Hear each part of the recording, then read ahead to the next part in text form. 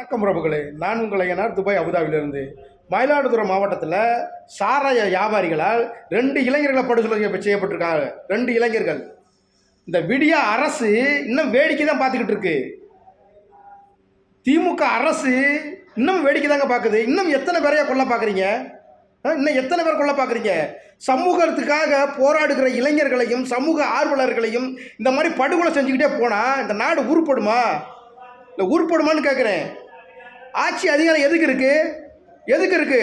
ஒரு குற்றம் நடக்கிறதுக்கு முன்னாடி அவனுக்கு கடுமையான தண்டனை கொடுத்து அந்த குற்றம் நடக்காமல் தடுத்து நிப்பாட்டணும். அதுதான் அரசோட வேலை. போலீஸ் காவல்துறை என்ன செய்யுது? காவல்துறை என்னங்க செய்யுது? வேடிக்கை தான் பார்க்குமா? விடியல் அரசுன்னு சொல்லி விடியவே மாட்டேங்குதையா. எங்கே பார்த்தாலும் காலையில் செய்தி கேட்க முடியல. கொலை அங்கே வெட்டிட்டேன் இங்கே வெட்டிட்டேன் இப்படியா? மக்களே, கொஞ்சமாக திருந்துங்க மக்களே.